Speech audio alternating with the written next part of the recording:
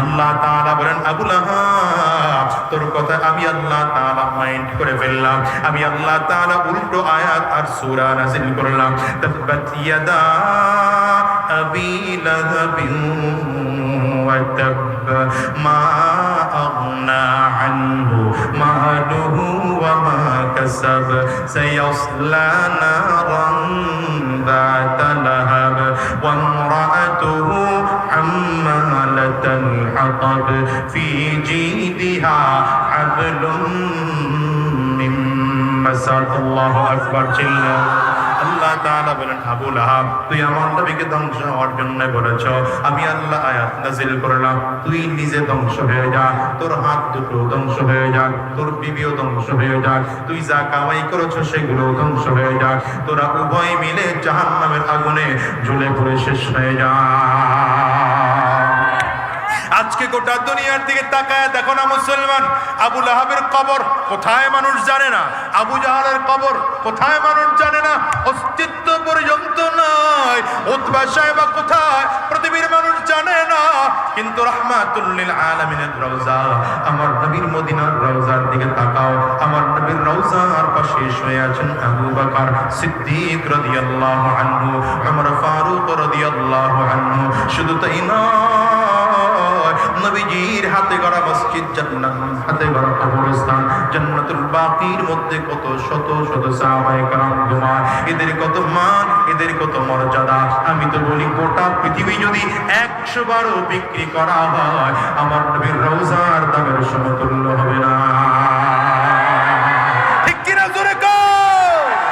রাসূল নামে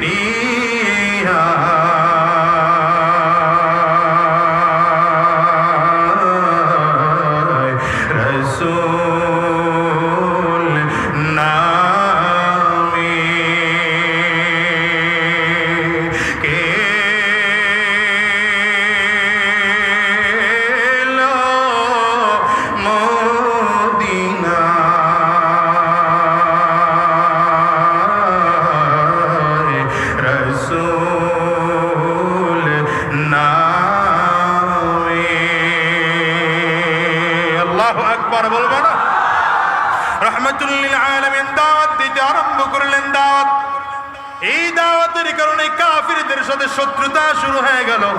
এত বছর আমার নবীর গোটা মক্কার মধ্যে কোনো শত্রু ছিল না, এখন থেকে নবীর দুশমন হওয়া শুরু হয়ে গেল। এই দুশমনের কারণে রাহমাতুল লিল আলামিন সাহাবায়ে কেরামদেরকে বললেন, তোমরা হাবশায় হিজরত করো। হাবশায় হিজরত করা হলো, সেখানে গিয়ে নাজ্জাশীর শরণার্থী করা হলো। লম্বা সময় 7 বছর যখন হয়ে গেল নবুয়তির, রাহমাতুল লিল আলামিনকে গৃহবন্দী করে রাখা হলো 3 বছর, অর্থাৎ 10ম নবুয়তির 10ম বছর পর্যন্ত। 3টা বছর আমার নবীকে আটক করে রাখা হয়েছে। ওই জায়গায় শিয়াবি আবি তালেবের মধ্যে আমার নবীকে গৃহবন্দী করে রাখা হয়। দশম নবুয়তির দশম বছরে আমার নবীর এই বছরটা বড় চিন্তার বছর, এই বছরটা বড় কষ্টের বছর।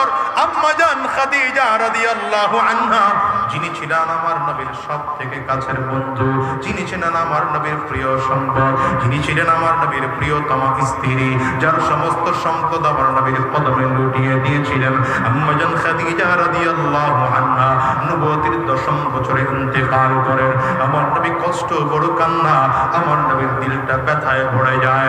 আরো আফসোস, আমার নবীর চাচা আবু তালেব, যদিও আবু তালেব কালিমা পড়ে নাই, যদিও আবু তালেব মুসলমান হয় নাই, কিন্তু আবু তালেব যতদিন বেঁচে ছিলেন আমার নবীকে যাররা পরিমাণ ক্ষতি করার সাহস পায় নাই। আমার নবীর মাথার উপরে ছায়ার মতো ছিলেন আবু তালেব। এই নবুয়তির দশম বছরে আবু তালেব জমিন থেকে বিদায়। নবীর দিলটা বড় ব্যথা, দিলের মধ্যে বড় কষ্ট।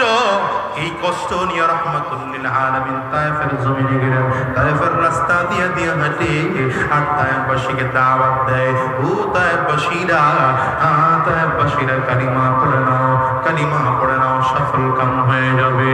হায়রে বলু লা ইলাহা ইল্লাল্লাহ তুফলিহুন।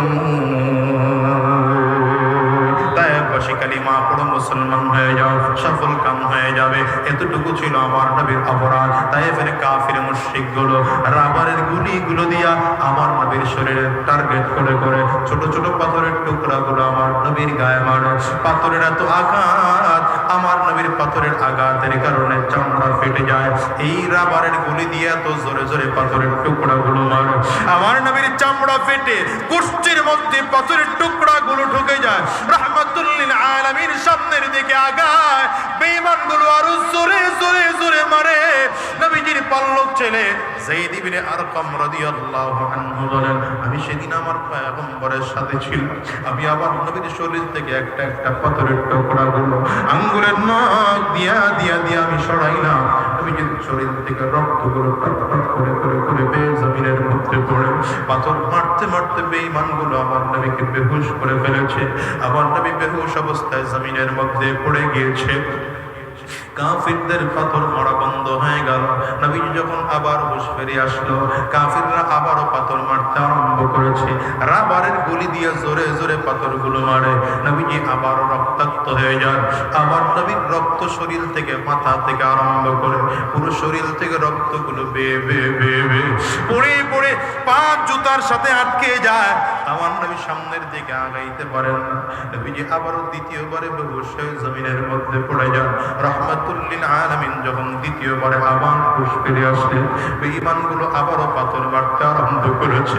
রহমতের নবীকে তিনবার যখন পাথর মেরে মেরে বেহুশ করে ফেলে, আল্লাহর ফেরেশতার রবের সামনে দাঁড়ায় ডাক দিয়ে বলে, ওগো আল্লাহ, তোমার কি দয়া হয় না? তোমার কি মায়া নাই? ওগো মালিক, তোমার বন্ধুর দিকে তাকাও। তোমার বন্ধুরে কাফিররা মেরে মেরে মেরে মেরে জমিন থেকে বিদায় করে দাও। তোমার বন্ধুর ঘরে তো বাবা নাই, তোমার বন্ধুর ঘরে তো মা নাই। ও মুসলমান রে, আমার নবীর জন্মের আগেই তো বাবা জমিন থেকে বিদায় হয়ে গেল। নবীজির জন্মের 6 বছরের মাথায় মা জমিন থেকে বিদায় হয়ে গেল। নবীজির জন্মের 8 বছরের মাথায় দাদা জমিন থেকে বিদায় হয়ে গেল। 10 বছরের নবুয়তির 10ম বছরে নবীজির চাচা আবু তালেব জমিন থেকে বিদায় হয়ে গেল। আজকে নবীর এত কষ্ট, আল্লাহ পাকের কাছে ফেরেশতারা ডাক দেয়। আমার আল্লাহ তাআলা ফেরেশতাদের সরদার জিবরিল ডেকে বলেন, জিবরাইল আমার বন্ধুর কাছে যাও, বন্ধুরে গিয়ে জিজ্ঞাসা করো বন্ধু কি চায়। যদি আমার বন্ধু চায় তাইলে আমার বন্ধুর অনুমতি লইয়া ওই তায়েফবাসীকে 2 পাহাড়ের চাপ দিয়ে জমিন থেকে বিদায় করে গেল। জিবরিল আমিন এসে পয়গম্বরের কাছে অনুমতি চায়। আমার নবী চোখের পানিগুলো ফেলে ফেলে কান্না করে আর বলে, জিবরাইল না,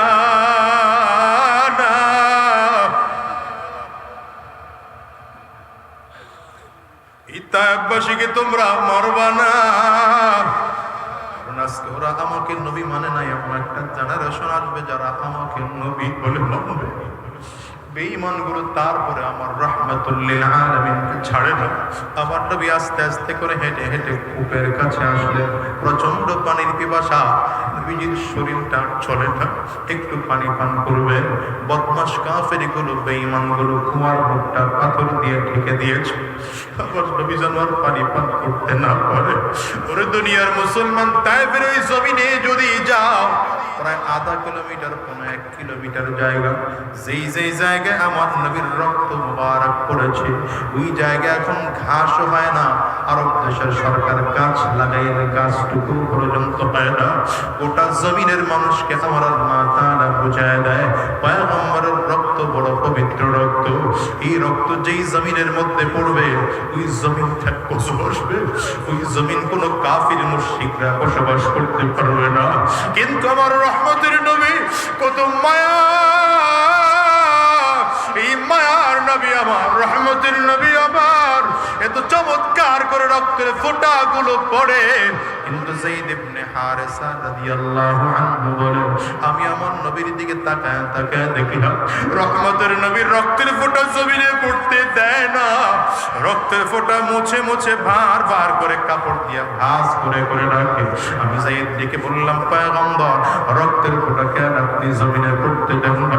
রহমতের নবী ডেকে বলেন, যায়েদ রে, আমি নবীর রক্ত বড় পবিত্র রক্ত। বেঈমানগুলো রক্ত জমিনের না বুঝে ছড়াইছে। আমি যদি রক্ত জমিনের মধ্যে পড়ে যায়, আমার বড় ভয় হয় আমার আল্লাহ তাআলা না জানি আমার উপরে রাগ করে ফেলেন। আরে কাফির মুশরিকদের উপরে রাগ করে ফেলেন, আর কাফিরদের উপরে রাগ করে জীবনও যদি তায়েফে ফসল না দেন, ওরা না খেয়ে মারা যাবে। এই জন্য আমি রক্ত জমিনের মধ্যে পড়তে দেই না। ওরে দুনিয়ার মানুষ জানো, ওই রহমতের নবী আমার তায়েফে মার খায়, কিন্তু দাওয়াত বন্ধ করে না। আমার আল্লাহ তাআলা হাবিবকে নবুয়তের 10 বছরে জিবরিল পাঠায় জানায়া দেয়, পয়গম্বর, নবুয়তের 10 বছরটা আপনার জন্য বড় আফসোসের বছর, বড় চিন্তার বছর। এই বছরে আপনার স্ত্রী জমিন থেকে বিদায় হয়ে গেল। কারণ আম্মা জান খাদিজা রাদিয়াল্লাহু আনহা যতদিন জমিনে ছিলেন, আমার নবী ততদিন দ্বিতীয় বিবাহ বন্ধনে আবদ্ধ হন নাই। রাহমাতুল লিল আলামিনকে আমার আল্লাহ তাআলা জানায়া দেয়, হাবিব গো, আপনার একমাত্র চাচাও জমিন থেকে বিদায় হয়ে গেল। তায়েফবাসী আপনাকে পাথর মেরে মেরে রক্তাক্ত করলো। আমি আল্লাহ আপনার জন্য এমন মর্যাদা দিয়ে দিতে চাই, পৃথিবীর কোন নবীকে এমন মর্যাদা আমি আল্লাহ তাআলা দেই নাই। আমি আল্লাহ তাআলা আপনার জন্য বুরাক পাঠাইলাম। বুরাকের পেটে সওয়ার হন জিবরিল আলাইহিস সালাতু ওয়াস সালাম, রাহমাতুল লিল আলামিনকে বুরাকের পেটে সওয়ার করাইলেন, নিয়ে চলে গেলেন একটানে বাইতুল মাকদিস। বাইতুল মাকদিস গিয়ে রাহমাতুল লিল আলামিন দেখেন সব নবীরা সেখানে কাতার করে দাঁড়ানো। জিবরিল আমিন আমার নবীকে হাত ধরে ইমামতির কাঁধে মুসাল্লা দাঁড় করায় দিলেন। বুঝাইতে চায়, পয়গম্বর, আপনার দেখ দিনের জন্য বেশি, এজন্য আমার আল্লাহ আজকে আপনাকে সকল নবীদের ইমাম বানায় বানাইল। নিয়ে গেলেন আল্লাহ তাআলা মেরাজে। এরপরে নামাজ দিলেন 50 ওয়াক্ত। কমায়া কমায়া কমায়া কমায়া 5 ওয়াক্ত টিকলো। লম্বা কথা, নবুয়তের 11তম বছর হয়ে গেল। বায়াত আকাবায়ে উলা শুরু হয়ে গেল।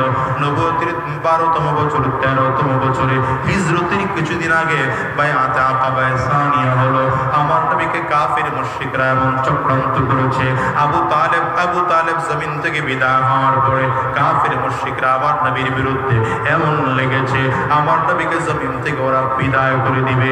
এই 3 বছর বসে গোটা মক্কার সমস্ত একত্রের সাথে কথা বলে 100 গোত্র থেকে 100 জন যুবককে তারা রেডি করেছে, নাম লিস্ট করেছে।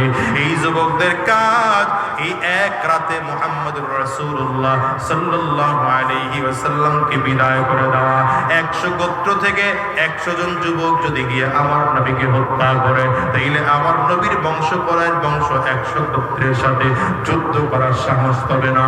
চারিদিক ঘেরাও করে ফেলেছে। আজকে রাত কাফিরগুলো সব ঘেরাও করে দাঁড়ানো, সবগুলো যুবক রাহমাতুল লিল আলামিনের সামনে। হঠাৎ করে জিবরিল আমিন এসে হাজির, পয়গম্বর আজকে রাতে হিজরত করে আপনাকে মদিনায় যাওয়া লাগবে। রাহমাতুল লিল আলামিন বলেন, আমার তো আমার এলাকা ছাড়তে মনে চায় না। জিবরিল আমিন বলেন, এটা আল্লাহ পাকের আদেশ, আপনাকে যেতেই হবে। পয়গম্বর আরবি সাল্লাল্লাহু আলাইহি ওয়াসাল্লাম হযরত আলী রাদিয়াল্লাহু আনহুকে বিছানার মধ্যে শোয়াইয়া নিজের চাদর দিয়ে ঢেকে রেখে সামনের দিকে আগায়। জিবরিল আমিন বলেন, পয়গম্বর হাতের মধ্যে একটু বালু নেন, কাফিরদের দিকে ফিকে মারেন। কাফিরদের দিকে ফিকে মারা হলো, সমস্ত কাফিরগুলোর চোখগুলো যেন বুঝতেছে অন্ধ হয়ে গেল। আমার নবী ফাঁকি দিয়ে বের হয়, আবু বকর সিদ্দিকের বাড়ির দরজার সামনে গিয়ে টোকা দেয়, আবু বকর বের হও, বের হও, হিজরতের জন্য মদিনায় যাওয়া লাগবে, হিজরত করে মদিনায় যাওয়া লাগবে। লম্বা আলোচনা। আবু বকর সিদ্দিক রাদিয়াল্লাহু আনহু হাঁটতেছে, একবার আমার নবী ডানে ডানে হাঁটে, আবার দৌড়ায় বাম সাইডে আসে, আবার দৌড়ায় ডান পাশে যায়, আবার আবু বকর সিদ্দিক সামনে সামনে আগায়, আবার আবু বকর সিদ্দিক পেছনে পেছনে হাঁটে। নবীজি দেখতেছে আবু বকর সিদ্দিক যেন পাগলামি করতেছে, একবার ডানে যায়, আবার বামে যায়, আবার ডানে যায়, আবার বামে যায়। রাহমাতুল লিল আলামিন ডেকে কয়, আবু বকর এমন পাগলামি কেন করো? আবু বকর সিদ্দিক কান্না করে আর ডেকে বলে, হাবিব কি করব আমি? আপনি আজকে হিজরতের রাত, আবু বকরের মতো একজন বৃদ্ধ মানুষকে নিয়ে আপনি হিজরতের রাতে রওনা করলেন, আমরের মতো বাহাদুরকে আপনি নিলেন না, আলীর মতো যোদ্ধাকে আপনি নিয়ে রওনা হলেন না। আমি একজন বৃদ্ধ মানুষ, আমার মনে বড় ভয় হয় যখন আপনার ডানে ডানে চলি, আমার মনে বড় ভয় হয় না জানি বেঈমানরা আপনার বাম দিক থেকে তীর মারে, এই জন্য দৌড়ায় আবার বাম দিকে চলে যায়। আবার বড় ভয় হয় না জানি আপনার ডান দিক থেকে তীর মারে, এই জন্য দৌড়ায় আবার ডান পাশে আসি। আবার ভয় হয় কোনো পাহাড়ের গুহা থেকে না জানি আপনার সামনের দিক থেকে আক্রমণ করে। আমি আবু বকর আবার দৌড়ায় সামনে যাই, আবার কখনো পেছন দিকে দৌড়াই। এত বারবার কেন দৌড়াই নবী জানেননি?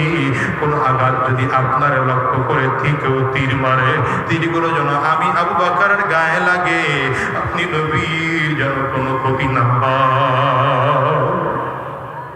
ওই আবু বকরের কলিজা আমার নবীর জন্য কত মায়া। এরে জগৎবাসী শোনো, রাহমাতুল লিল আলামিন যদি মহব্বত করতে চাও তো আবু বকরের মতো মহব্বত করো। যদি মহব্বত করতে চাও আমার ফারুক রাদিয়াল্লাহু আনহুর মতো মহব্বত করো।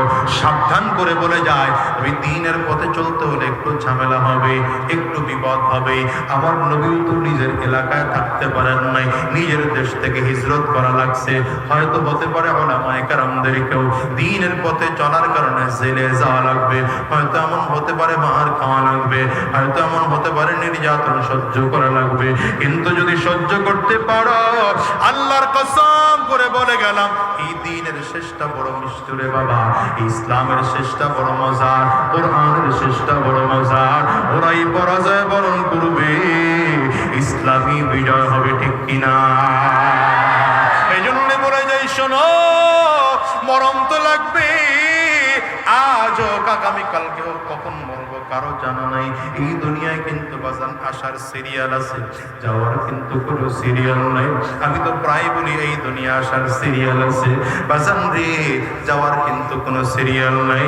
এই দুনিয়া আগে দাদা আসে, তারপরে বাবা, তারপরে সন্তান। যাওয়ার সময় এমনও হয় দাদা দুনিয়া থাকে, নাতি জমিন থেকে বিদায় হয়, বাবা দুনিয়া থাকে, সন্তান জমিন থেকে বিদায় হয়। এমন হয় কি হয় না? একটু আওয়াজ করে বলে। আজকের এই ময়দানটার দিকেও যদি তাকায়, বাবা জমিন থেকে বিদায় হয়ে গেছে, মানুষ জন্ম আছে, মা জমিন থেকে বিদায় হয়ে গেছে। এ বাজান রে, কার কার ঘরে মা না? একটু দেখে হাতগুলো উঁচা করে দেখো না। কার কার ঘরে বাবা নাই? হাতগুলো উঁচা করে দেখাও না। হাতগুলো তুলে রাখো। আবার যুবকরা তাকায় তাকায় দেখো, এই মজলিসে এমন মানুষও খুঁজতে পাওয়া যাবে যাদের সন্তানগুলো অনেকের বিদায় আছে। আসনা বাজান, কার কার সন্তান নাই দেখি আপনারাও একটু হাত তোলেন, হাতগুলো তুলে রাখেন। কার কার সন্তান জীবদ্দশায় মারা গেছে? ওই যে মুসলমান উত্তরা মাইলস্টোন স্কুলের দিকে তাকাও না, বিমান দুর্ঘটনায় আগুনে জ্বলে পড়ে কত বাচ্চা ছাই হয়ে গেল। মা রাস্তায় হাঁটিয়ার জোরে চিল্লায় আর দৌড়ায় আর বলে, আমার সন্তান, আমার সব চলে গেল, আমার কলিজার টুকরা সন্তান যদি মারা যাও। ও দুনিয়ার মুসলমান রে, এই বাবার মতো মায়ের মতো তোমাকে আমাকে একদিন বিদায় হওয়া লাগবে। বেঈমান হয়ে জমিন থেকে যাওয়া যাবে না, গুনাহগার হয়ে জমিন থেকে বিদায় নেওয়া যাবে না, ঈমানদার হয়ে বিদায় নিতে হবে, কোরআনওয়ালা হয়ে বিদায় নিতে হবে, নবীর আদর্শে আদর্শবান হয়ে বিদায় হওয়া লাগবে, ইসলামের পথে পথে চলে বিদায় হওয়া লাগবে, সাহাবায়ে কেরামদের অনুসরণ করে করে বিদায় হওয়া লাগবে। এই জন্য আজকের এই ময়দানটার থেকে ওয়াদা করে বিদায় হও, যতদিন আল্লাহর এই জমিনের মধ্যে থাকবো আর হারাম রাস্তায় কদম বাড়াবো না, শয়তানি রাস্তায় কদম বাড়াবো না, গুনাহের পথে চলবো না, আর জিনার পথে চলবো না, মিথ্যার পথে আর চলবো না। যতদিন আল্লাহর এই জমিনে থাকবো, দ্বীনের পথে চলবো, ইসলামের পথে চলবো, কোরআনের পথে চলবো। কারা কারা ওয়াদা করতে তৈয়ার, দুইটা হাত তুলে দেখা, আওয়াজ করে চিল্লা জোরে ডাক দাও আল্লাহ, আরো জোরে ডাক দাও না আল্লাহ। চোখের পানি ফেলে কান্না করে চিল্লা ডাক দাও, জোরে ডাক দাও, আওয়াজ করে ডাকো আল্লাহ। আয় আল্লাহ, দুইটা হাত উঁচু করলাম তোমার দরবারে। কত মানুষ হাত তুলেছে, এদের কারো ঘরে মা নাই, কারো ঘরে বাবা নাই, কারো ঘরে ভাই নাই, কারো ঘরে বোন নাই, কার জানে বিবি জমিন থেকে বিদায়, পর্দার আড়ালের কোন মায়ের জন্য স্বামী জমিন থেকে বিদায়। আমরা সবাই মিলে ওয়াদা করলাম আর হারাম রাস্তায় চলবো না, শয়তানি রাস্তায় চলবো না, গুনাহের পথে আর চলবো না গো আল্লাহ। আল্লাহ তুমি কবুল করে নাও, কবুল করে নাও। চিৎকার করে জোরে বলো আমিন, আওয়াজ দিয়ে আরো জোরে বলো আল্লাহুম্মা আমিন। হাতগুলো নামান।